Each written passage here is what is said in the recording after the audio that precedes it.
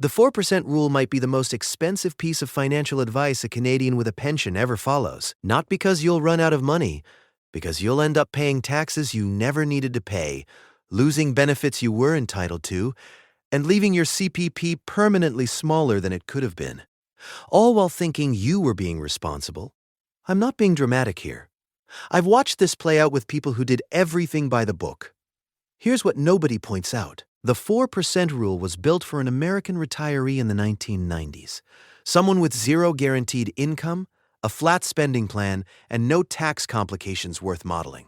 That's not you. You've got a pension, you've got CPP and OAS coming. And the moment you layer those guaranteed income streams on top of your portfolio, the math changes completely. By the end, you'll know what replaces the 4% rule when you've got a pension and CPP.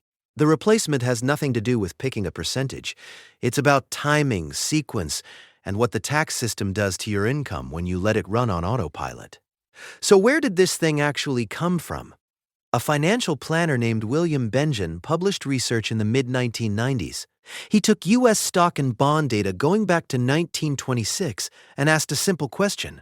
What withdrawal rate would have survived every 30-year retirement in American history? 4%. That was the number. Take 4% of your portfolio in year one. Increase it with inflation every year, and across the historical data you never ran out of money over 30 years. A later study out of Trinity University confirmed it. 4% got baked into retirement planning as gospel. Now look at what Bengen assumed, a 30-year clock. Flat, inflation-adjusted spending every single year. And the big one, no other income, no pension, no Social Security worth modeling separately. The portfolio was the entire retirement. Nobody in that model had a monthly check they could count on, no matter what the market did. Even in the U.S., the research is backing away from 4% now. Morningstar says 3.7 might be safer. The World Economic Forum argues the whole concept of one safe rate doesn't hold up. RBC Wealth Management's analysis puts a reasonable number closer to 3%, given where bond yields sit today. And these are revised numbers for Americans with no guaranteed income. So if the Americans are being told to back off the 4% rule, and they don't have CPP or a pension, what number should you be using? The real answer is none of them. The question's wrong. The right question isn't about a withdrawal percentage at all. It's about what happens when you layer guaranteed income on top of a portfolio.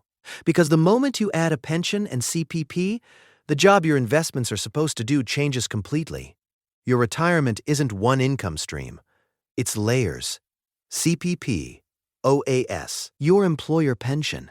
For a lot of the people I work with, those three together replace 50 to 70% of what they were earning before they walked out the door. Which means your portfolio has a completely different job than the 4% rule assumes. Think about it like this. You got $1 million saved, a defined benefit pension paying $45,000 a year indexed to inflation, and CPP plus OAS kicking in another $20,000 a year at 65. You want to spend $80,000 after tax. Once you account for all your income sources, the gap your portfolio actually has to fill is about $30,000. That's a 3% withdrawal rate on your investments. Not 4%, and at 3%, even under conservative assumptions, you're in very safe territory. Here's what trips people up, though. They hear 4% and they multiply it by their portfolio. 4% of $1 million is $40,000. So they think that's what they can take from their savings, and they either ignore the pension entirely or treat it like some kind of bonus. That's backwards. The formula you actually want goes like this. Your spending plus your taxes, minus your pension, minus your CPP, minus your OAS. Whatever's left, that's what your portfolio needs to cover. Divide that by your portfolio value, and that's your real withdrawal rate. For a lot of Canadians with a full career pension, that number lands well under 4%. The math works out better than the 4% rule ever told you it would. But there's a problem hiding inside this good news. A tax trap that kicks in automatically whether you're ready for it or not. The 4% rule ignores taxes completely.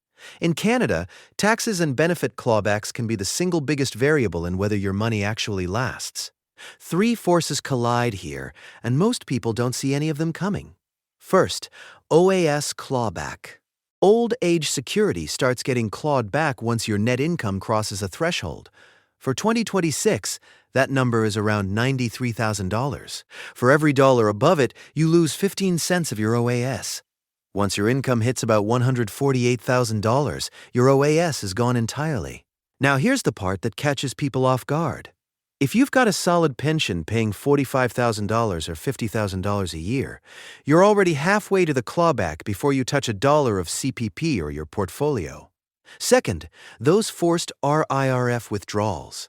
The year you turn 71, your RRSP converts to a RRF, and the government starts making you pull money out, ready or not. At 71, the minimum is roughly 5.3%. That percentage climbs every year. So now your pension, your CPP, your OAS, and mandatory RIF withdrawals all stacking up against each other. If you haven't planned the timing carefully, this combination shoves you past the clawback threshold and into a higher tax bracket. Third, the bridge benefit drop. A lot of defined benefit pensions include a bridge benefit, extra money from retirement until 65 when it stops cold. The idea is to approximate what CPP would give you until CPP starts. But if you jumped on CPP early at 60, locking in that 36% permanent reduction, and then the bridge disappears at 65, you've got an income cliff right when your spending hasn't really changed.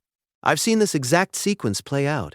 Someone retires at 60, takes CPP right away because it feels responsible, lives on pension, plus bridge benefit. Everything's fine. Then, at 65, the bridge stops and monthly income drops. They adjust, but it's tighter. Then, at 71, the RIF withdrawals start. And now they've got 4 streams of taxable income hitting all at once. CPP is permanently 36% lower than it would have been with a deferral strategy. OAS is being clawed back. The tax bill is higher than it ever needed to be, and they followed the 4% rule the whole way. So what replaces the rule? 3 decisions that matter more than any withdrawal percentage. First, CPP timing. If you've got a pension and savings, deferring CPP to 70 is often the single most powerful move you can make. Every month you wait past 65 adds 0.7% to your benefit, permanently indexed to inflation, for life. At 70, that's a 42% increase over taking it at 65. It's more than double what you'd get at 60. You're not just getting more money, you're buying a larger guaranteed income floor for the years when you're oldest and most vulnerable. Use your RRSP or RIF to bridge the gap from 60 to 70. Second, the order you draw from your accounts.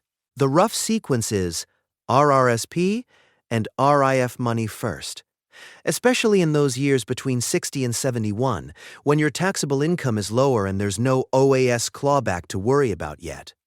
Then non-registered accounts, where capital gains get taxed at half your marginal rate. TFSA goes last. It's tax-free, doesn't trigger a single clawback, and you want every year of compounding it can get. The point isn't to dodge taxes entirely. It's to keep every dollar in the lowest tax bracket it'll ever see. Third, your spending can't be rigid. The 4% rule says spend the same inflation-adjusted amount every year. Real life laughs at that. Most retirees spend more early on. Travel, projects, things they've been putting off. Then less in the middle years as activity winds down. Then more again when health costs show up. Your plan needs to flex. A withdrawal percentage is a tool, not a religion. At the end of the day, the goal isn't a withdrawal rate at all.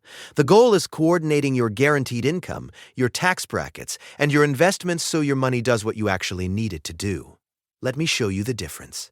The retiree who gets this right deferred CPP to 70, that permanently boosted it by 42% over waiting to 65, and more than doubled it compared to starting at 60. Drew down RRSPs strategically from 60 to 70, staying under the OAS clawback threshold the entire decade. Lived on the pension bridge benefit in the early years.